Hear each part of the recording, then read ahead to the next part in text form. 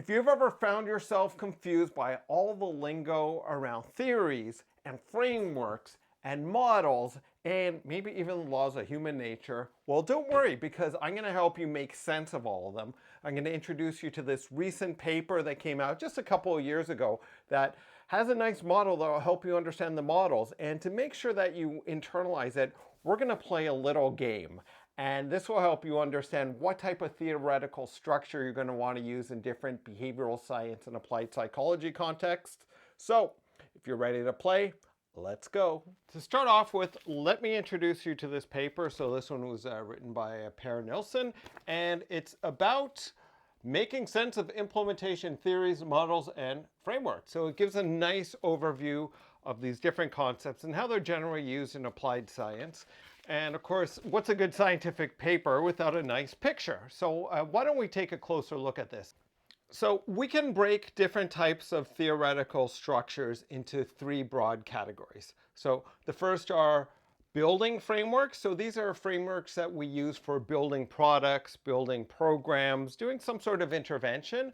The second are at explaining. So a lot of scientific work is about putting together a model or a framework that explains something about how the world works. And depending on how they approach it and how scientifically valid or not so valid, but practical they are, we'll give them generally different names. And then finally, we have those that are used for evaluation. And typically that is used to find out if a program and an intervention or something that has been built has actually made an impact on the world. So whether it actually works or does something. So specifically, we have those three categories with these five different items within them. And the first is something called the process model. So that's where we use a framework to structure something, to structure like a program, to structure a service, to structure some product that we're building.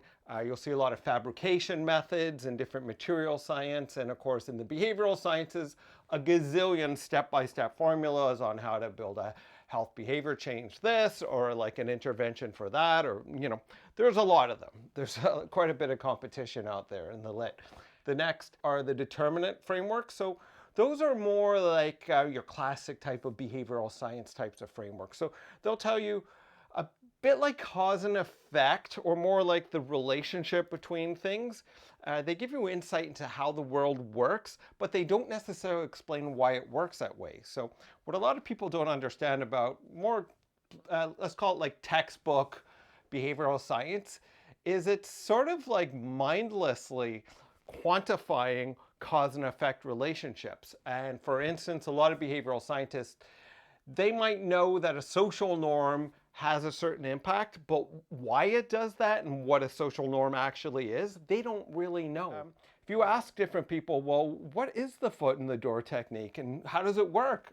They don't know, and it's nice to get a neuroscientist around, because you can say, hey, what brain region is doing that? And bring a psychologist in, and they'll have their theory. So it's a bit of a sport to figure it out. So the determinant frameworks tell you cause and effect, but they don't necessarily tell you why. So they're very practical. They help you to know what to focus on, and you don't always need to know why. The next are the classic theories. So typically those are going to be like your frameworks on how emotions work, so theories around self-efficacy or confidence building, which is probably one of the most important factors in behavior change. And you also find old classics from psychology in there, and typically they give you broad principles for understanding how the world works, and they give you an explanation at the level of psychology. One thing that's not on this list, so it's actually a weakness in the framework, is neuroscientific mappings of different brain regions and different systems, like, study the endocrine system, so how hormones distribute signals throughout the body. That helps you a lot to understand how certain types of emotions work, and then neural circuitry helps us understand other emotions and how they work, and all sorts of aspects of cognition. But they're not on the list for some reason. So I'm teaching you a model on how to understand models that is an imperfect model. But anyways, let's throw that one in the mix because it should be there. Finally, we have implementation theories. So these are more like your practitioner type of framework. So you'll see things, they look sort of scientific-y, but they're not. You know, they got enough scientific clout or a bit of merit in there, and they're, you know, practical enough. So they're, you know, I find them sort of helpful. I use them from time to time. They're good for working with clients and for people who might be a little too averse to the more, you know, robust scientific models. Finally, in the last category, there's just one item on its own in evaluating, and that's the evaluation framework. So evaluation frameworks are specific structures that we use to find out if programs work or don't work. So a big part of applied behavioral science is program evaluation. If a program did have a very high impact, well, you would have to actually have it tested by third-party independent evaluators to find out if it actually worked. And that's what an evaluation framework is. It finds out, does a program change people's behavior? Does it change society? And does it change the policies that structure how our society runs? Like, you know, everything from local to international and global level policy. And for program evaluation, the frameworks are actually fairly simple. They're pretty easy, and there's actually just a couple of them out there, so I'll go over a few of those. So that's the model that you can use to understand the different theoretical structures. What we're going to do next is go through a whole bunch of different examples, and I'll give you a high-level walkthrough of the different types of theoretical structures, and then I'll give you a chance to see if you can figure out what it is. Afterwards, I'll tell you what I think, and I'm going to sort of, it might look like I'm rambling a bit, but I'm going to think out loud because I want you to experience the type of considerations that I'm putting into when I'm trying to classify a different type of theoretical structure. And this will give you a lot more insight, because the problem is that with this nice, neat model, almost nothing will fit nice and neatly into it. That's the problem with theories that are describing the world. The world is always more complex than the model. And so we'll get into it, and this will help you to internalize and at least better judge when you might use one type of theoretical structure over another. First off, we've got this nice model here, and this is the behavioral design process model that I use. I developed it in my training system, and it's based on 10, 12 different popular methods in the behavioral sciences. But we also have the lean startup, we have design sprints and design thinking, which are all popular frameworks. And if you done work in this area for a while, you know that they're all sort of the same thing. They just have different philosophies, and they emphasize this a bit more than that. There's not a huge difference when it gets down to the nitty-gritty. Whichever of these you're going to use, would you call it something we use for building, explaining, or evaluating? So, is it a process model describing a step-by-step process? Is it for explaining the determinants of how behavior might operate, a classic theory on psychology, some insight, a bit more implementation, or an evaluation framework? So, these are process models. You can always tell a process model because it's going to be a step-by-step formula. And sometimes you'll see them, they're written up with like very scientific, formal language, and sometimes they're a little more chilled out and relaxed. And this is more a chilled out, relaxed format here. Next, I got a little bit of a trick here. So this is the CDC's framework for program evaluation. So is it a process model? Is it a determinant framework, classic theory, implementation theory, or an evaluation framework? Take a look at it, see what you think. I know it's a trick question because it could be two things, right? So this could be an evaluation framework. It could also be a process model. It outlines all these steps. So the steps are to engage stakeholders, describe a program, focus on the evaluation design, gather credible evidence, justify your conclusions, and ensure use and share the lessons. This is not an evaluation framework. This is more the process model for how you would design an evaluation. And within the evaluation, there would be a separate evaluation framework. Asian's theory of planned behavior. Why don't you take a look and see what you think?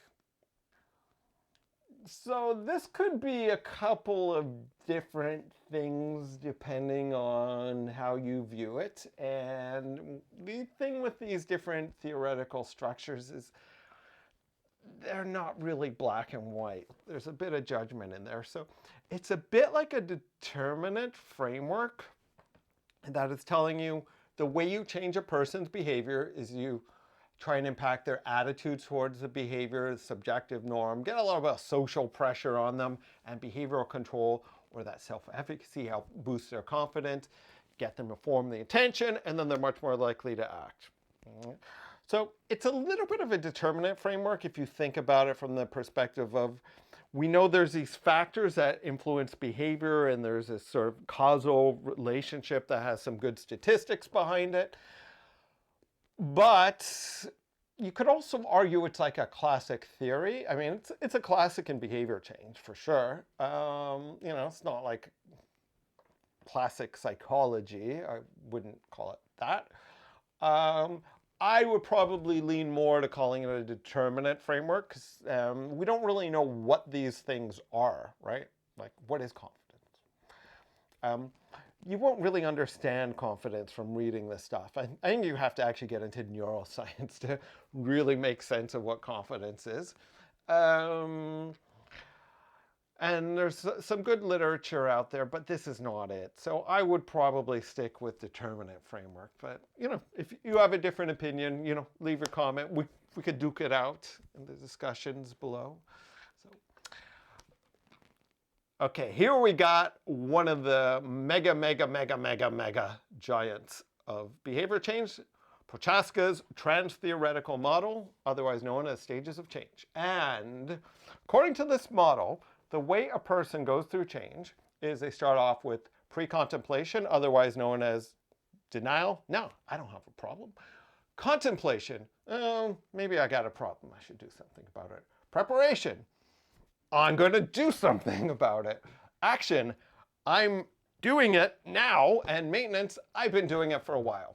Now, what happens throughout the process is we have a thing called relapse, otherwise known as I've fallen off the bandwagon.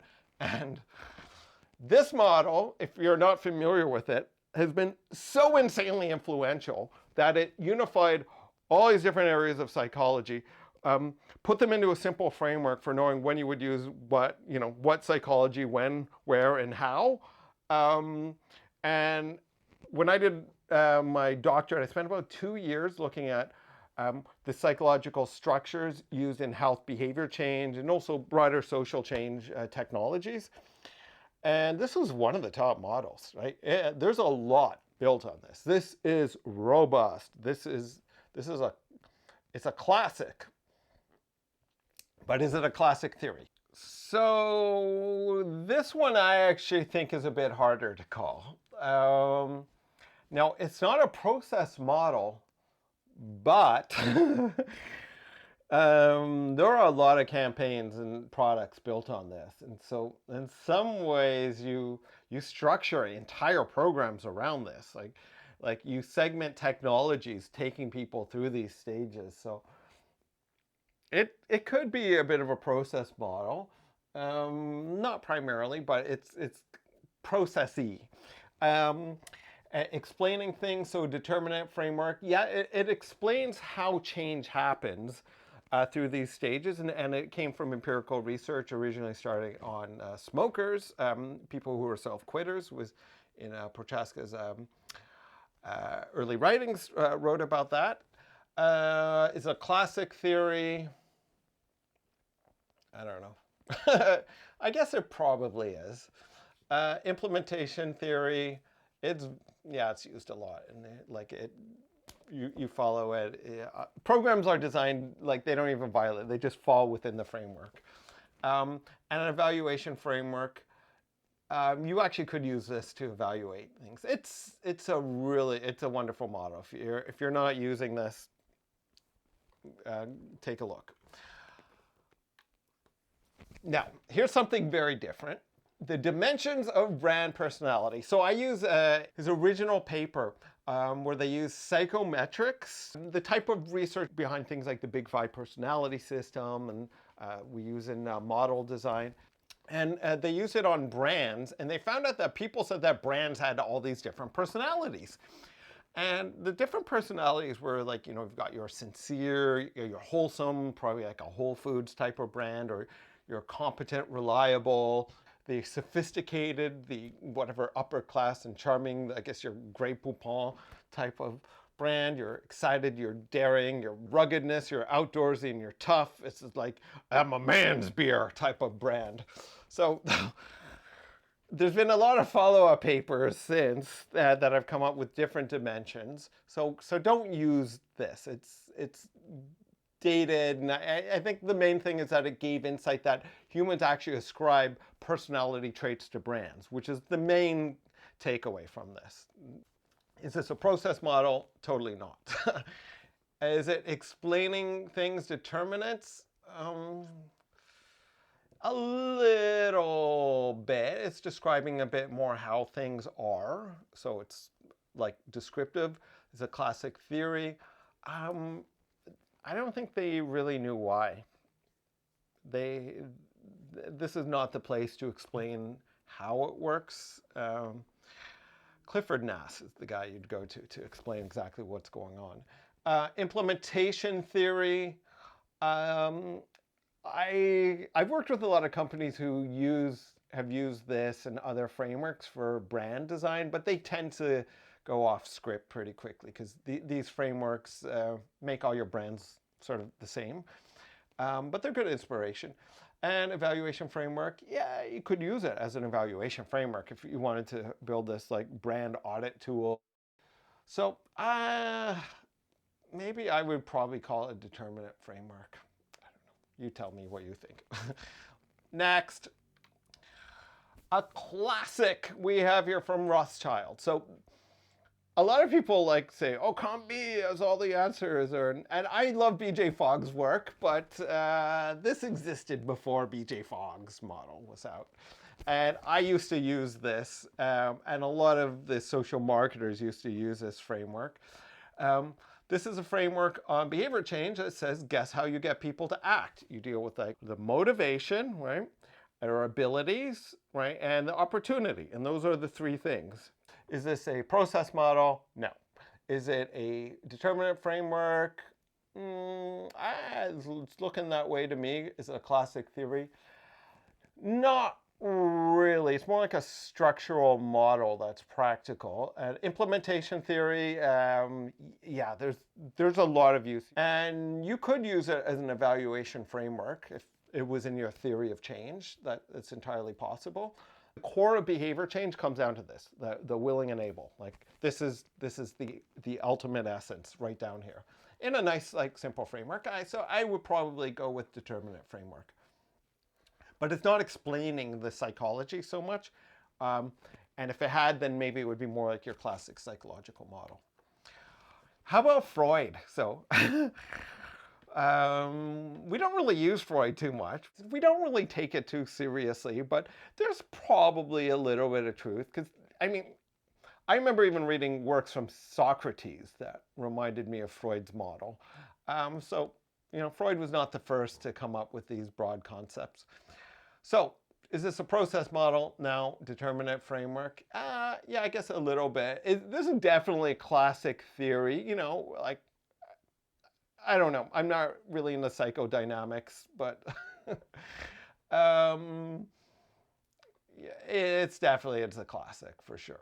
Implementation theory.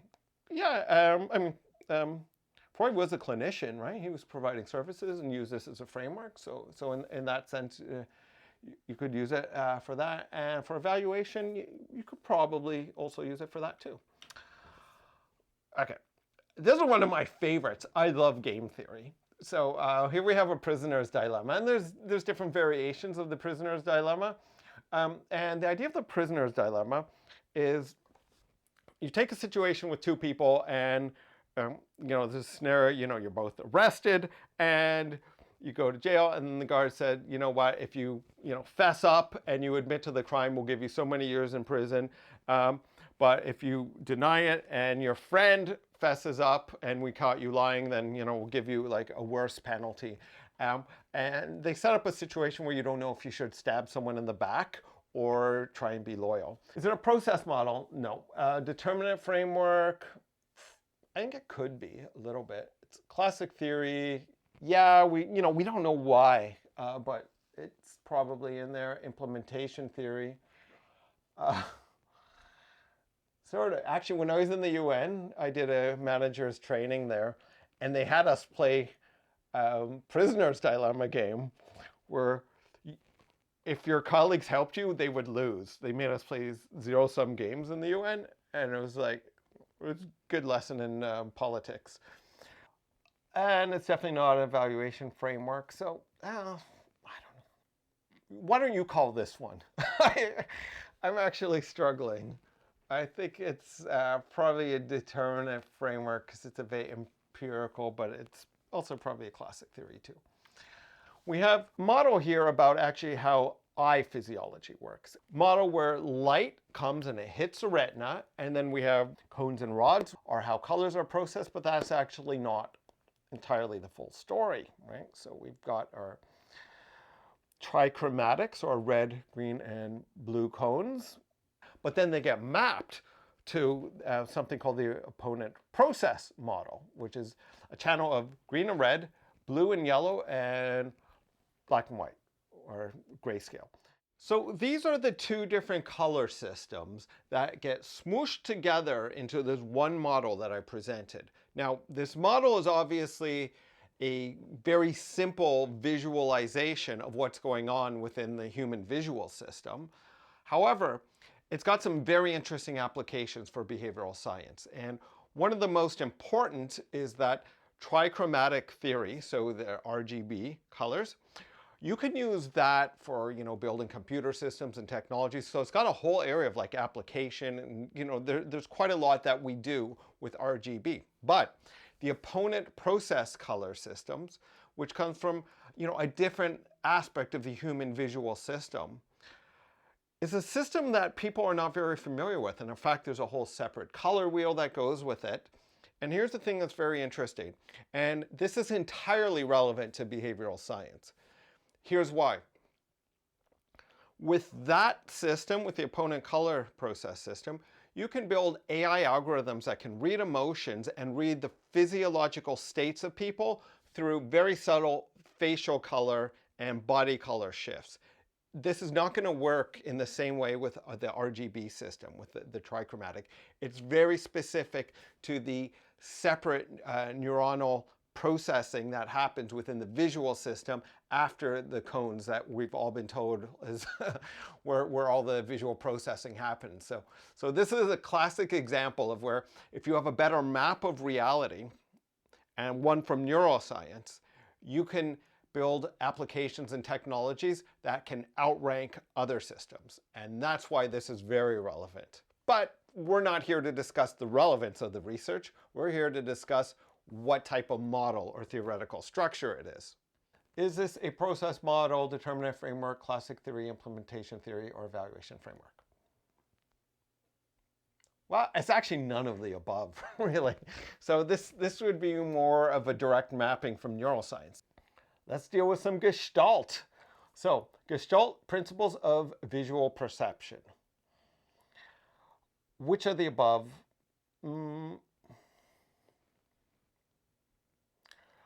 Gestalt psychology is not really taken seriously.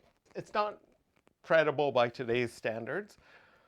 However, a lot of researchers still use this. So what's going on? How could people be using something from an area of research that they don't really take seriously? And so these principles of Gestalt perception are considered more descriptive of how the brain processes information. So this is a bit more like one of those determinate frameworks. It's a very nice description. And I personally, even though I think there's some very good ideas in Gestalt psychology, and I think they got a lot of concepts right, but the problem is they don't have a good theory. But these are so effective, in my experience. I warn everyone, violate these principles at your own peril. Don't even think of designing anything without adherence to these. I'm a Gestalt fascist. I torment the people I work with, right? Like, if you're not gestalting up like the design, it's like, look, I don't have to deal with angry users later on because you violated these principles. Let's do them now. So what we have is a model of credibility, and at the time when I wrote this scientific paper, I was testing two frameworks of source credibility for their use in technology. And one is a person's model and one was a technology model. And I was comparing the two. So in this model, here's how it works. Credibility is comprised of trustworthiness and expertise and a superficial factor of visual appeal. And if you have those established, you can get someone to form some trust and then they're more likely to take action. Basically, it comes down to, is a person competent and are they honest? Are they acting in your interest? Those are the two major factors. And then the visual is like more the superficial charm factor. So is it a process model? No. Determinant framework, classic theory, implementation theory. So I think it's more like a determinant framework. It's my work, so maybe I get to call this one. Like, I don't know why this works. And in fact, I didn't even understand this for many years. And I think that's an important thing for some of you who are not working with the sciences to hear from someone who's published a paper, is talking about principles, to fess up and say, I actually don't know what trust is. Now I think I do know. I truly believe I understand it. But at the time, I didn't know what it was. But I knew how to measure it. I knew how to define it. I knew the best psychometric tools out there for measuring it. But what it was, I did not know. And that's the thing with these determinant frameworks and a lot of behavioral science. You understand the principles, but you do not understand the essence of what those principles are. And this is very common. So this is a framework that I put together with a good friend, Dr. Steiby, and we were looking at programs and behavior change interventions that actually cause harm. So rather than getting people to quit smoking, you actually cause people to smoke, and instead of getting people to not gamble, you get more gambling. And it happens. It's just not reported because it's such a horrible stigma, right? Who wants to admit that? So this was probably one of the funnest scientific papers I've ever done. I don't think I've ever laughed so much in a study, and this one was fun. So we came up with this framework at the end, and this is our taxonomy of the strategies that typically cause backfires. And so we map them into low likelihood, so this type of strategy doesn't happen that often. High likelihood, you're going to mess up. This one comes up all the time, and people constantly mess up on it. These are your typical rookie mistake behavioral science moves. Minor severity, so it's like, if you make a mistake, it's fine. And major severity, you're blowing the budget, right? Like this is like the $25 million health campaign that causes unhealth, right? And it's like, and your reputation is going down with the program. It's definitely not a process model, a determinant framework, classic theory, implementation theory, evaluation framework. So this is a bit more like implementation. So it's what you might have noticed is this is actually a risk management framework that we map the different types of psychological backfires into. And then, of course, we came up with strategies for countering these. And this made it a lot more practical. And it was really about helping people to build programs and basically don't shoot yourself in the foot type of model. So this is very much for practitioners, hands-on, how to do a program. What I have here is something called a results chain logic model. And this is a framework that describes a program. So it says that a program has inputs like staff and volunteers and different people and money, and they do processes, so activities, and outputs are things that they do. And then you've got impacts, like short-term impacts. We don't have it listed, but typically you have midterm impacts, long-term impacts, something called the ultimate goal, which is normally the grandiose vision for a program, for a service, for a department, or whatever it is. And you never really achieve the ultimate goal, but you always strive for it. So it's something that we use for motivating institutions and the staff or people who are involved with the institution. So what is it? This is our first evaluation framework. So this is something that we use for evaluating programs, and typically that area under impacts is where a program evaluator will go out and collect evidence and figure out, did we change the world in a positive way? Did we have an impact on people's behavior?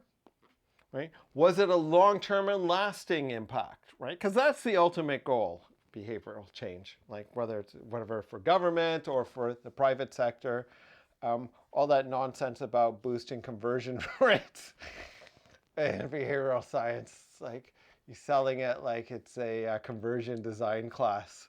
Do we have long-term impacts? That's actually what you care about. And they're a lot harder to achieve. That's why the impacts tend to be fairly small. Now, here we have another one. I won't ask you to guess this one because it's probably pretty obvious. We're now in the evaluation part. But this is an evaluation framework, but it's a very different one. So it's a theory of change model. And so the prior one that we looked at treats an organization a bit more like a machine, like you've got inputs, processes, and then outputs. But this is more of a flexible approach for describing a program or intervention or some behavior change thing. And so this is a different type of theoretical model. And these are very flexible. What you're doing is you're modeling not how reality works, and you're not taking a scientific model per se, but you're describing the world in terms of how people believe the world works. And I know that's different. So people don't always believe that the world works the way it necessarily works, or the way maybe a scientist or behavioral scientist would describe it. And so the theory of change is a lot more like, it's like you adopt your model. Now, this is one that I developed, and I'm not really into designing program evaluations around theories of the world that I don't believe have a grounding in some evidence. Some people do that. I don't do that. This one is actually built around an internal process and different structures of an organization, which is the part on the left. The middle is something called agenda setting theory, which is one of the major frameworks that you normally use at the policy realm for understanding how societies change. And then we have like their political outcomes, which they're shooting for. It's more like a smorgasbord evaluation framework. And this is actually a lot more common. They tend to look a bit more like this. So if you thought the last one looked smorgasbordy, welcome to the mother of smorgasbord. This is the Centers for Disease Control, like national US level behavior change campaign targeting tweens to get them to be more physically active. And they have this crazy logic model, right? This is like, you'll see the results chain, right? That sort of input, the things you do, and the outputs and impacts or outcomes, right? People frame them in different ways. But you'll also see different theories of change. So there's the theory of like planned behavior in there, and there's a whole bunch of other like theories. They're all like smooshed in, and then there's like part of their program design and the media. So this is something you would use for an evaluation framework, and you would also use this for building. So quite often, if you have a structure like this, you could actually hand it over to a behavioral science team or a creative team to implement, all the campaign materials. Now, I'd like to end by talking about another framework, just one last one. And let's talk about the humorous system of medicine. So this has been a classic framework used in medicine since, I think, the ancient Greeks, right? And the Romans used to use this. And this went, I think, all the way up. I think it might have gone up till like the 1800s. They're using this for medicine. So if you're ever fortunate enough to just go to a barber, you will have been probably not the beneficiary of medicine, but the victim of medicine. So this is a classic old framework that has been around for almost like 2,000 years. The point of this is that Once people conceptualize information and put it into like a nice, neat package into some theoretical model and they can explain the world with, they take off. This is an example of complete and utter insanity in a nice, neat package that was driving medicine for almost 2,000 years. And so here we are at the end, and I hope that I've been able to help you understand different theoretical structures and when we might use one over another. There's a couple of key takeaways that I hope that you are able to get out of this. One is that it's important to see the difference between a scientifically valid model, one that's grounded in empirical research, and a total nonsense pop psychology thing that someone made up. Often, maybe it's based on their opinion or a little bit of experience, but it doesn't have the robustness, right? So it's not properly empirically grounded. So that's the first thing. Second is there is a difference between the more hard science models that have a lot of evidence behind them and practitioner models, which you would say maybe they're sort of in between. They have enough truth in them that they're useful and they're helpful. So occasionally we'll use those because they come into play when you have to work with other people who will get overwhelmed by the technical detail. And especially if you're borrowing from the neuroscience models, which in my opinion, sometimes are so accurate. Like you build better statistical models, you have better insight into human nature, but you can't always work with people who don't have a background in it because they have to get up and running and they can get intimidated by all the technical jargon. So in that case, you're sometimes going to be better off working with a simple, more like hands-on applied type of framework. And finally, what I ended with is talking about an utter nonsense model that has been around for 2,000 years. So whether something has grounding in reality or not is not always the issue. Once things are put into a framework structure, you'll be amazed by how much more people will take them seriously. Whether they're credible or not, that's a whole other matter. But we were just discussing today theoretical frameworks, and I hope that I've been able to give you a bit of insight and understanding and that you're now going to be better at the model game. If you got anything out of this video and enjoyed it, I would appreciate a thumbs up. And if you would like to stay tuned for upcoming videos, hit the subscribe button and I will see you soon. And one last thing, I hope that I've been able to help you become a bit more of a model connoisseur.